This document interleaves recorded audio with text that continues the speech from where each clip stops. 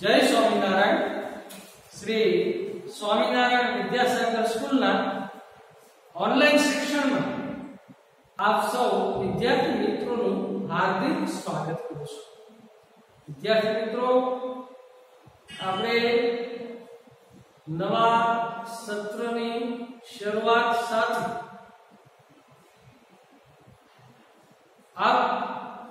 આપના વિષયની અંદર અને ધ્યેય પ્રાપ્ત કરવામાં ખૂબ મહેનત કરો, પરિશ્રમ કરો અને આપણું ધ્યેય પ્રાપ્ત થાય એવી શુભકામના સાથે આપણે નવા વર્ષની શરૂઆત કરવા જઈ રહ્યા છીએ. આપણે બીજા પાઠ સમાજશાસ્ત્રની અંદર માનવ વસ્તી એમનો અભ્યાસ કરતા હતા અને એમાં આપણે જોયું હતું કે આજે વિશ્વની અંદર 800 કરોડનો વસ્તીનો આંક આપણે પાર કરી ગયા છીએ અને દિન પ્રતિદિન સતત વસ્તી વધતી જાય છે. એ પણ એક વિશ્વ માટે મોટો ચિંતાનો વિષય છે કે તમામ સમસ્યાનું મૂળ એ વસ્તી વિસ્ફોટ છે અને ભારત અને ચીન જેવા દેશો એનો સામનો કરી રહ્યા છે. તો વધતી વસ્તીને નિયંત્રિત કેમ કરવી એ માટેના પ્રયત્નો થઈ રહ્યા છે અને વસ્તી ગીચતા એમની આપણે વાત કરી હતી કે પ્રત્યેક ચોરસ કિલોમીટરની અંદર રહેતી જનસંખ્યાને વસ્તી ગીચતા કહેવામાં આવે છે. ભારતની વાત કરીએ તો પ્રત્યેક ચોરસ કિલોમીટરની અંદર 382 લોકો વસવાટ કરે છે. ગુજરાતની વાત કરીએ તો પ્રત્યેક ચોરસ કિલોમીટરમાં 308 લોકો વસવાટ કરે છે. સૌથી વધુ વસ્તી વિસ્તાર ધરાવતું રાજ્ય દિલ્હી છે, જ્યાં પ્રત્યેક ચોરસ કિલોમીટરની અંદર 11,297 લોકો વસવાટ કરે છે. સૌથી ઓછી વસ્તી વિસ્તાર ધરાવતું રાજ્ય અરુણાચલ પ્રદેશ, જ્યાં માત્ર પ્રત્યેક ચોરસ કિલોમીટરની અંદર 17 લોકો જ વસવાટ કરે છે. તો આ જે વસ્તી વિસ્તાર છે,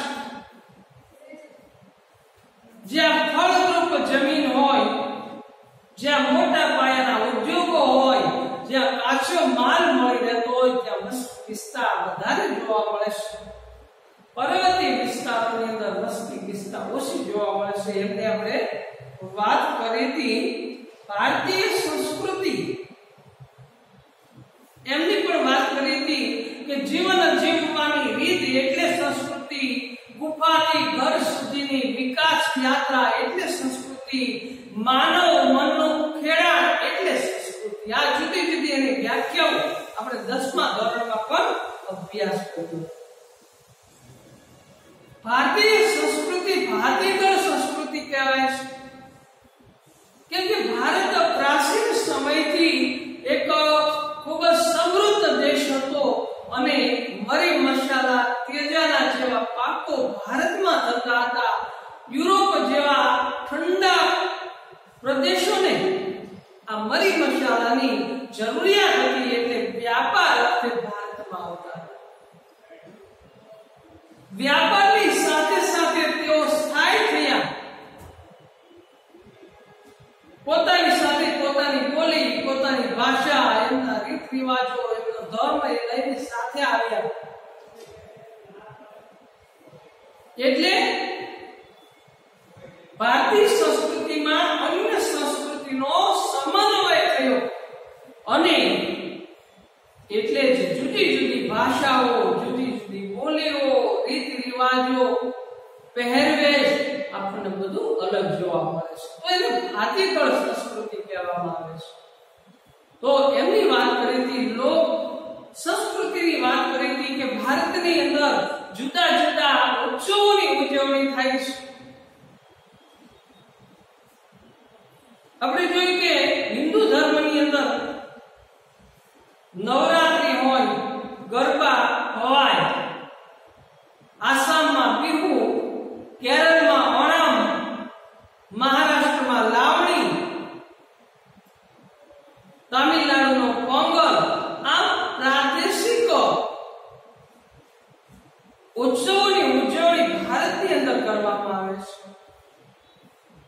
તો આ બધી આપણે વાત કરી હતી. આજે વિદ્યાર્થી મિત્રો આપણે ભારતીય સમુદાય, ભારત એક બિન સાંપ્રદાયિક દેશ, એટલે કે ભારતના બંધારણની અંદર ભારતનો કોઈ ધર્મ નથી.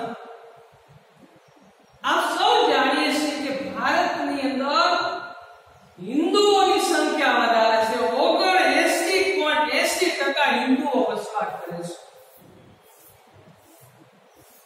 તેમ છતાં ભારતનું જે બંધારણ છે 2 વર્ષ 11 માસ અને 18 દિવસ સતત મહેનત કરીને ભારતનું બંધારણ બનાવવામાં આવ્યું. એમાં ભારતમાં કોઈ પણ ધર્મને સ્વીકારવામાં આવ્યો નથી.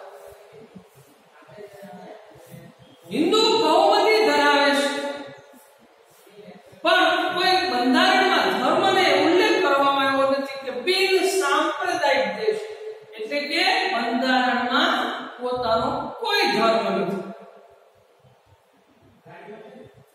તો ભારતીય સમુદાયમાં, ધાર્મિક સમુદાયમાં હિન્દુ સમુદાય, મુસ્લિમ સમુદાય જેવા જુદા જુદા સમુદાયો આપેલા છે. તો વિદ્યાર્થી મિત્રો આપણે સમુદાય કોને કહેવાય એમની વાત કરીએ કે ભારતીય સમાજ બહુમુખી સમાજ તરીકે સામાજિક અને સાંસ્કૃતિક વિવિધતા ધરાવે છે. આપણે જોઈએ કે જુદા જુદા પ્રકારની સાંસ્કૃતિક વિવિધતા એ ભારતની અંદર આપણને જોવા મળે છે. તમામ ધર્મના લોકો પોતાના ધર્મના ઉત્સવોની ઉજવણી કરે છે. જેમ કે મુસ્લિમ હોય તો ઈદની ઉજવણી કરે, ખ્રિસ્તી હોય તો નાતાલની ઉજવણી કરે, હિન્દુ હોય તો નવરાત્રી, દિવાળી જેવા ઉત્સવની ઉજવણી કરે. તો આ બહુમુખી સમાજ સામાજિક અને સાંસ્કૃતિક વિવિધતા ધરાવે છે. તેમાં અનેક જુદા જુદા સમુદાય જેવા કે ધાર્મિક સમુદાય, ગ્રામીણ અને શહેરી સમુદાય તથા આદિવાસી સમુદાયો જોવા મળે છે, જેની અહીં માહિતી મેળવશું. તો પહેલા સમુદાયનો અર્થ જોઈએ કે સમુદાય કોને કહેવાય. સમુદાય એટલે નિશ્ચિત ભૌગોલિક પ્રદેશમાં વસવાટ કરતા સમાન સંસ્કૃતિ અને અમેપણાની સામૂહિક ભાવના ધરાવતા, પારસ્પરિક સંબંધ ધરાવતા માનવ સમૂહને સમુદાય કહેવામાં આવે છે. સમુદાય એટલે નિશ્ચિત ભૌગોલિક પ્રદેશમાં વસવાટ કરતા સમાન સંસ્કૃતિ અને અમેપણાની સામૂહિક ભાવના ધરાવતા, પારસ્પરિક સંબંધ ધરાવતા માનવ સમૂહને સમુદાય કહેવામાં આવે છે. વિદ્યાર્થી મિત્રો, સમુદાયના પ્રકારો માટે જુદા જુદા આધાર હોય છે. અહીં આપણા અભ્યાસક્રમને લક્ષ્યમાં રાખી ધાર્મિક સમુદાય, શહેર સમુદાય, આદિવાસી સમુદાયની વિસ્તૃત સમજ મેળવશું. તો પહેલું છે શહેર સમુદાયના પ્રકારમાં ધાર્મિક સમુદાય.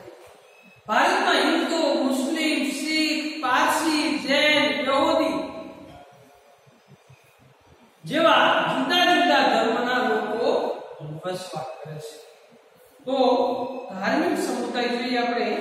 વિદ્યાર્થી મિત્રો, તમે પ્રકરણ 1 માં ભારતમાં ધાર્મિક સમુદાય અંગેની આંકડાકીય માહિતી મેળવી. અહીં આપણે વિભિન્ન ધાર્મિક સમુદાયની ખાસિયત જોઈશું. ધાર્મિક સમુદાયની વ્યાખ્યા જોઈએ કે ધાર્મિક સમુદાય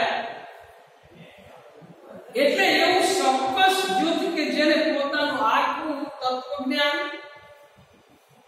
पूजा उपासना पद्धति, धार्मिक मान्यताओं, विधि विधानों पर आचार संहिता समानता होय। मित्रों, आपणो भारत देश